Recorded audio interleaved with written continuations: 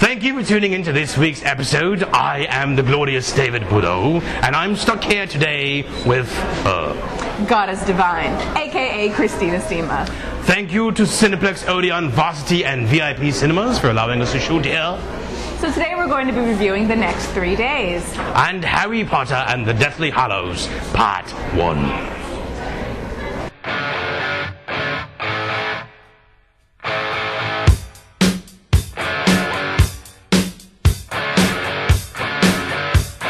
Now, Russell Crowe and Elizabeth Banks don't have a lot of chemistry in this film, and so we never really fully understand why he wants her out of prison so bad. In fact, there are several scenes where they're fighting and at each other's throats. They feel more like a divorced couple than a married couple. So why does he want her out of prison so bad? Plus, this film is a little messy, a little clumsily strung together. It's actually a really surprising bad effort from Oscar-winning Paul Haggis.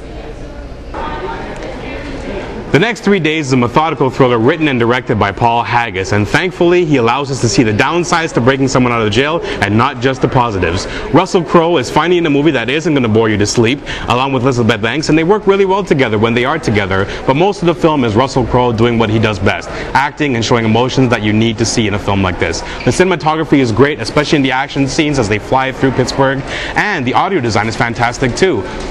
So you felt that there was chemistry between Russell Crowe and Elizabeth Banks, but I felt there was absolutely no chemistry between them. It's a limited amount, but it allows you to feel that they're actually going to care for each other, and he's going to care enough to want to break this woman out. After all, he's his wife. In the very beginning, you see them have like one little, like kind of sensuous, intimate kiss, and then for the rest of the film, they're fighting. I think they did a little more than kiss. Yeah, but you don't see it. I didn't feel it. It's implied. I have no idea why he wants her out of jail so bad, and I'm thinking to myself, there have been husbands in the past who had wives in prison, and they never fought to break them out this way. So what is different about their relationship? The difference is he knows, he's convinced, he's absolutely convinced in his heart that she's innocent. And because of that, and because of what she tells him, and he feels her pain that she's there, he is willing to go into the ends of the worst. Lots of husbands believe their wives are innocent. Lots of husbands don't care as much as he did. That's the difference. But I don't know why he cares. I have no idea why he cares. We don't get that much backstory, but it's there. Backstory. I need chemistry. The action was great.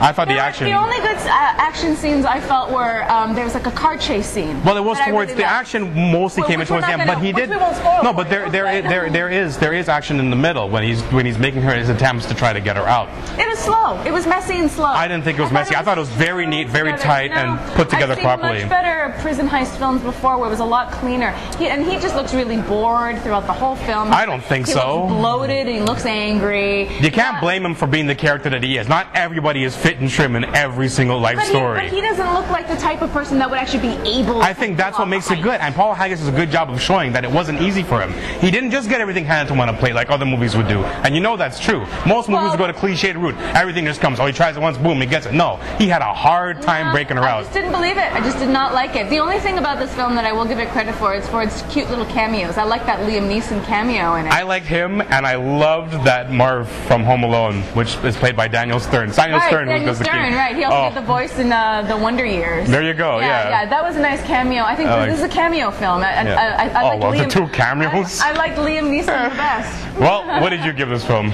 I would give this film C. I gave it a B+. I really liked it, and I think you'll like it too. You will not like this film.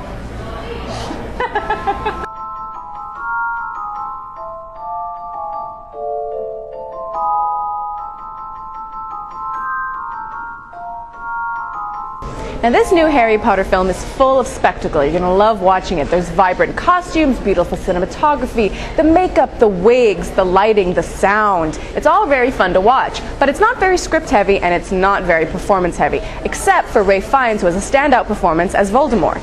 Now, if you're a fan of the previous films, you're going to love a lot of the inside jokes, but if you're new to the franchise, a lot of it is going to go right over your head. Steve Kloves ruins another Harry Potter movie with an overly cheesy, overly romantic, Twilight-esque script. David Yates' direction of the film is not bad. He does good work with the action scenes, considering they could have been a little bit longer, but in the end they were pretty effective. The actors do what they can with the script, and most of the performances are decent, but I thought that Mr. Rupert Grint, who plays Ronald Weasley, provided the best of the bunch, especially of the main three. And now let's talk to some Harry Potter fans. Okay, we're here at Cineplex Colossus Vaughan for the opening midnight showing of Harry Potter and the Deathly Hallows Part 1. Are you guys excited for the movie? Who do you want to die? Why? Nobody wants to see Daniel Radcliffe dead?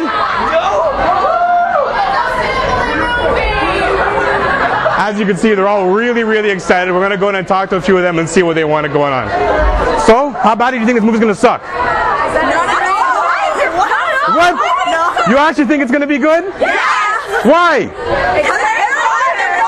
Did you like the other movies? Yes! Would you rather them over the books? No. Then they're not that good now, are they? But they're still Harry Potter.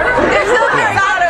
And did you guys bring any stuff with you? I brought my wand. I have a Where's your wand? I have a time turner necklace. I have a Slytherin Time turning necklace. and a necklace. And I heard you guys got some tattoos done. Oh yeah. Got death marks and the Deathly Hallows mark. Wand. Slytherin necklace. Go on. Scarf, wand, shirt, and I wore Slytherin colors. Nice. Nice. All right. And are you predicting this is going to be a good movie? Yes. And how long have you been waiting in line? Since like 7 got here, it's 7. So a few hours now. And are you excited? So excited, so excited. Why? What, the other movies crap? Not really. Yeah, the 5th one was kind of crap, but other than that, they're all honestly, I love the second one. How was it? I love the first one. The second one, Ron is really cute. It's mini movie jury right here, folks. And how much is this movie going to suck? It's not. Really? You like the other films? It's the best movie ever. You think so? Yeah. Even with Daniel Radcliffe's bad acting? He's amazing. He's gorgeous. Did you know he did a naked play in England? Edward. Oh, they even know the name of it. I didn't even know that. You couldn't have been more right about the script. I could not believe that they gave Steve Kloves another chance to ruin another movie. Did you find the romance ridiculous? I felt it was kind of romance heavy. It's like first you think that like this pair is going to get together, then you think this pair is going to get together. It was very romantic for a kid's film, and there was some romance scenes there that I thought were a little awkward. They were awkward. There's a lot of skin shown for a kid's film. Well, it's not really a kid's film. I think it's geared towards a young teen audience. You have to read the books to understand. Like 12-year-olds, 13-year-olds. It's kind of like. Well, if you've read the book, you know it's there. The thing is, if you're in mortal peril and your life's on the line, I think the romance side of it may be a secondary and just something in the background, not something you should take focus with. And that's one of my big issues with the film. And then there's the humor when they're in a dark situation. Yeah, it wasn't funny. I didn't laugh. It's cheesy humor, and it shouldn't be there. They should be focusing on their lives and not being killed. Right, absolutely. I think that, you know, when you take like a film like this, which has an all-star cast, you're going to see a lot of stars in this film. There are a few performances that you can rely on, but that keyword is few.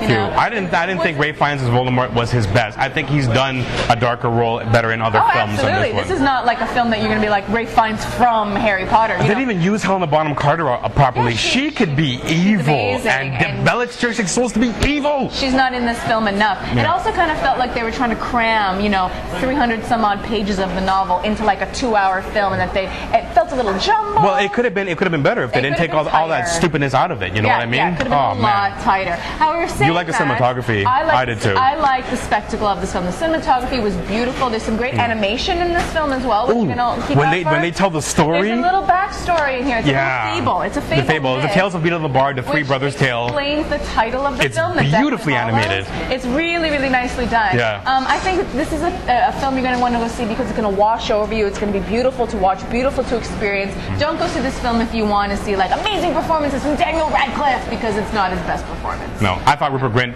really did a good job with it, considering, and he tried to minimize the amount of cheese that came out of his mouth, it looks like, in my opinion. He's ginger, so he's used to cheese.